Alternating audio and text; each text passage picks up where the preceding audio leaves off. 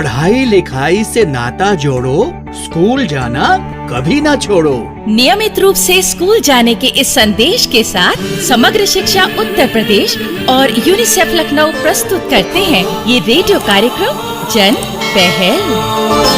शिक्षा प्रगति की ऐसी सीढ़ी, रोशन होती जिससे हर पीढ़ी। आज माता पिता ने है ठानी, विद्यालय प्रबंध समिति में भागीदारी है निभानी, भागीदारी है निभानी। सभी सुनने वालों को विद्या का नमस्कार और काकी तुम्हें मेरा प्रणाम। विद्या बेटी, सब सुनने वालों को मेरी जय हिंद और ढेर सारा आशीर्वाद। भाई आप दोनों मुझे क्यों भूल जाती हैं? चंदू, मैं तुम्हारे बारे में ही बताने वाली थी। हाँ, तू भी तो हमारी ही जिम्मेदारी है। अरे मेरी छोड़ो काकी, ये बताओ कि आज एसएमसी की कौन सी जिम्मेदारी के बारे में बताने वाली हो? अरे वाह रे चंदू, भाई इस जन्म में ये पहली अक्कल की बात की है तूने। पूरे जन्म में तो चंदू, आज हम खास तौर पर बात करेंगे कि एसएमसी वाले कोशिश करें कि उनके इलाके के सब बच्चों का स्कूल में नाम लिखवाया जाए। खाली नाम ही ना लिखवाया जाए, बल्कि बच्चों को रोज स्कूल भी भेजा जाए। और बीच में पढ़ाई तो कोई भी बच्चा ना छोड़े। और लड़कियों के मामले में तो इस बात का खास ख्याल रखा जाए। हाँ काकी, इसीलिए जरूरी है कि माँ बाप स्कूल से बेमतलब की छुट्टी करने की आदत बच्चे को ना सिखाएं। हाँ, इस तरह बच्चे का मन पढ़ाई से उचाट हो जाता है और वो स्कूल जाने से कतराने लगता है। बिल्कुल। विद्या बहन, इस बात से मुझे एक घटना याद आ गई। तो तुम सुनाए बगैर तो मानोगे नहीं। कुछ समय पहले अपने ब्रजपाल के घर 2 जुड़वा बच्चियां पैदा हुई, तो समझ लो डबल खुशी मनाई गई। तो ब्रजपाल अपने 7-8 साल के लड़के से बोला, रे मनोज, आज तू भी स्कूल से छुट्टी कर ले, जा स्कूल की बहन जी को बता कि तेरी 2 बहनें पैदा हुई हैं, तो इस खुशी में आज तू स्कूल नहीं आएगा। वो लड़का तो तुरंत गया होगा और बहन जी से छुट्टी ले आया होगा। हाँ, और नहीं तो क्या। तो आते ही ब्रजपाल ने पूछा, क्यों रे, तूने बहन जी को बता दिया कि तेरी 2 बहनें पैदा हुई हैं? तो वो लड़का बोला, नहीं बापू, अभी एक के बारे में बताया है, दूसरी के बारे में अगले हफ्ते बताकर छुट्टी ले लूंगा।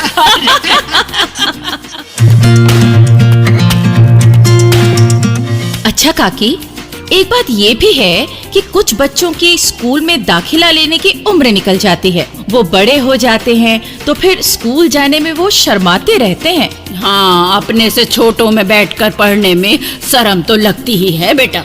तो काकी, सही उम्र में स्कूल में दाखिला लेने और नियम से स्कूल जाने की बातें हम सीखते हैं अपनी आज की नाटिका को सुनकर। अरे असगर भाई, अरे कहाँ चले? आओ ताश की एक बाजी हो जाए बरगद की ठंडी ठंडी चाव में। आओ। अरे इनके पास फुर्सत कहाँ, जब से स्कूल की एसएमसी के मेंबर चुने गए हैं तब से हमारे पास तो बैठते ही नहीं। बुरा ना मानो भाइयों, मैं इस समय भी एसएमसी का मेंबर होने के नाते अपना फर्ज निभाने जा रहा हूँ। अरे भैया, जब एसएमसी की मीटिंग हो तो वहाँ अपने सब फर्ज पूरे कर लिया करो। हैं? रामपाल, अगर एसएमसी की मीटिंग में ही बातें पूरी कर ली जाएं, फिर तो चल चुकी हमारी एसएमसी। अरे इसके लिए कुछ अलग से समय देना चाहिए, कुछ अलग से कोशिश करनी चाहिए। क्यों असगर भाई आखिर तुम जा कहाँ रहे हो? जाना कहाँ है राम खिलावन, अरे अपने मोहल्ले में 1-2 जगह नुक्कड़ सभाएं करके जनता में शिक्षा के अधिकार अधिनियम के बारे में जागरूकता लानी है। लोगों को बताना है कि तुम्हारे बच्चों को 8वीं तक मुफ्त शिक्षा मिलेगी। अरे वाह! किताबें, वर्दी वगैरह सब कुछ मिलेगा। वाह! भाई सरकार ने इतना कुछ कर दिया, तो तुम फिर अपने बच्चों के जीवन में शिक्षा का उजाला क्यों नहीं भरते? बिल्कुल ठीक। असगर भाई, भैया सच कहूं, काम तो तुम नंबर 1 वाला करने जा रहे हो। हाँ। तो फिर तुम भी चलो ना साथ। यहाँ ताश खेलने और गप्पे लगाने से तो अच्छा है कि चलकर किसी माँ बाप को समझाओ कि वो अपने बेटे बेटी को स्कूल भेजे। भाई बिल्कुल बिल्कुल सही। हाँ भाई, चलो भाई, चलो सब भाइयों चलो। देखो भाई, असगर भाई के साथ चलते हैं। देखो भाई, ऐसे काम एसएमसी के मेंबरों के सर पर ही नहीं छोड़ देने चाहिए। अरे भाई लोगों, इलाके के बाकी लोगों को भी उनकी मदद करनी चाहिए। तो इस तरह असगर भाई और उनके साथी अपने जागरूकता अभियान पर निकल पड़े। उन्होंने नुक्कड़ सभाएं करके कई लोगों को इस बात के लिए तैयार कर लिया कि वो अपने बच्चों को स्कूल में पढ़ने भेजें। जब वो लौट रहे थे तो राम खिलावन ने असगर भाई को बताया कि कजरी की बेटी गोपी ने कुछ दिनों से स्कूल जाना छोड़ दिया है। ये बात सुनते ही असगर भाई पहुंच गए गोपी के घर उससे बात करने। क्यों गोपी बिटिया, तुम आजकल स्कूल क्यों नहीं जा रही? बस ऐसे ही।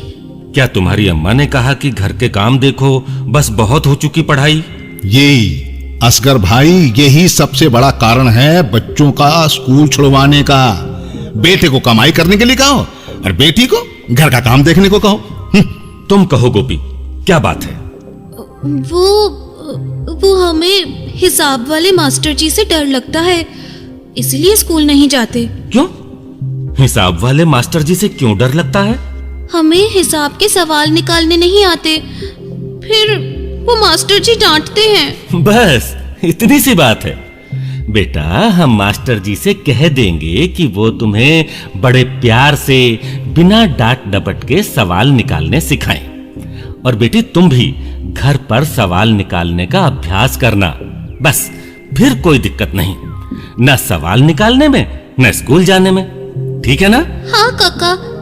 तो तुम कल से स्कूल आओ, हम मास्टर जी से बात करते हैं। काका, इस ललित को भी स्कूल भिजवाइए। अरे, ये इतना बड़ा हो गया, अभी तक स्कूल नहीं जाता। इधर आओ ललित। ये बड़ा हो गया है तभी तो इसे शर्म लगती है छोटे बच्चों के बीच बैठकर पढ़ने में। अरे नहीं ललित बेटा, जब आँख खुले तभी सवेरा समझना चाहिए। लेकिन वो तुम कितने साल के हो गए हो? 12 साल के। तो तुम शर्म मत करो। स्कूल में तुम्हें तुम्हारी उम्र के हिसाब से बड़ी कक्षा में बिठाया जाएगा। असगर भाई, क्या ऐसा हो सकता है?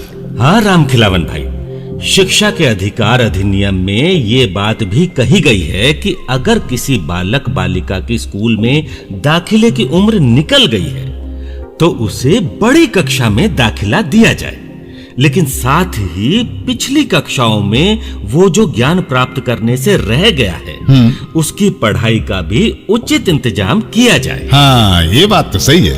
तो ठीक है ललित और गोपी, अब तुम दोनों कल स्कूल आओगे। ललित, मैं तुम्हारा दाखिला करवाने में मदद करूंगा। ठीक है काका।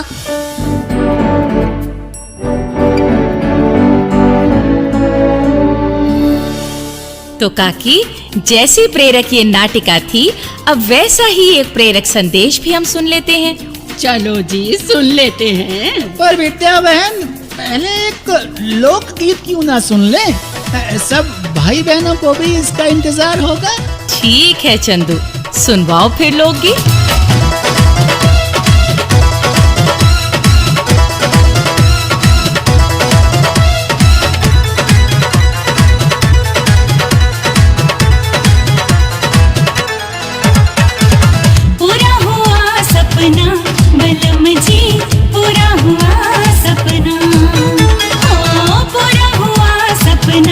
सजन जी पूरा हुआ सपना। सौ मन गे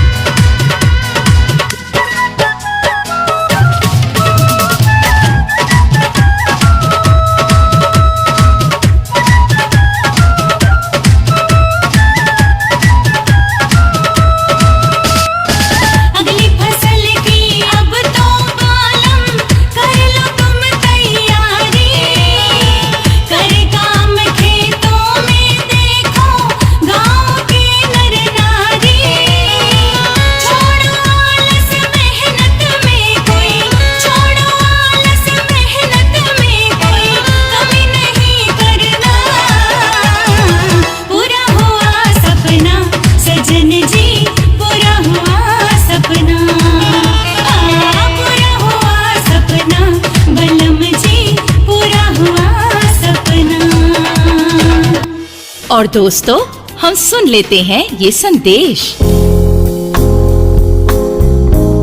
मैं नीता, पूर्व माध्यमिक विद्यालय महमूदपुर, गोसाईगंज, लखनऊ। मेरे विद्यालय में छात्र संख्या 284 है, जिसमें कि ज़्यादा संख्या बालिकाएं हमारे विद्यालय में ज़्यादा संख्याओं में आती हैं। और हमारे यहाँ जो एक बहुत ही विद्यालय में एक सौहार्दपूर्ण वातावरण है, जिसके लिए हमारे सभी स्टाफ, सभी शिक्षक पूरा प्रयास करते हैं। और मेरा सबसे अनुरोध है और सभी लोगों से कि विद्यालय में बच्चों के साथ मैत्रीपूर्ण जितना व्यवहार रहेगा, उतने ही ज़्यादा विद्यालय में बच्चे आपके आएंगे और संख्या बढ़ेगी।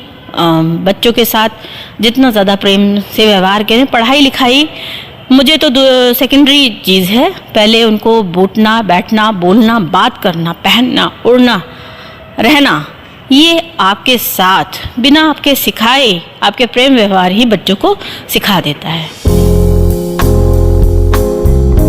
हाँ तो बहनों और भाइयों, तुम्हारे बच्चों की शिक्षा के लिए सरकारी स्कूल में भी बहुत बढ़िया इंतजाम है। हाँ भाई, और इस बढ़िया इंतजाम में स्कूल की एसएमसी की बड़ी जिम्मेदारी है, जो आज बहुत ही बढ़िया ढंग से निभाई जा रही है। क्यों काकी? क्यों नहीं, बिल्कुल ठीक बात कही तूने चंदू।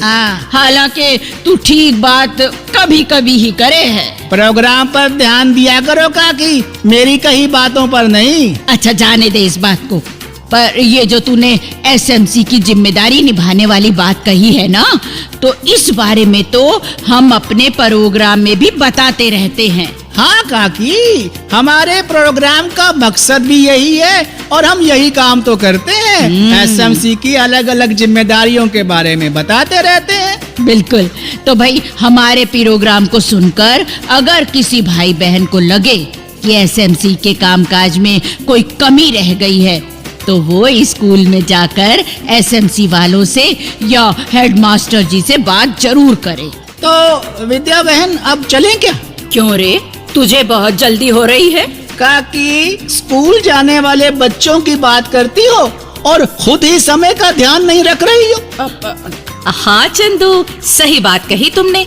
तो आज का संदेश भी यही है कि बच्चे स्कूल जाकर समय की कद्र करना सीखें और फिर अपने घर वालों को भी ये बात सिखाएं। सच रे चंदू, हमारे साथ रहकर तू भी अक्लमंद होने लगा है। हाँ भाइयों बहनों, अगर आप अपनी बात हम तक पहुंचाना चाहते हैं या विद्यालय प्रबंध समिति के बारे में कोई जानकारी चाहते हैं या कार्यक्रम के बारे में कोई सुझाव देना चाहते हैं, तो इस पते पर लिखें।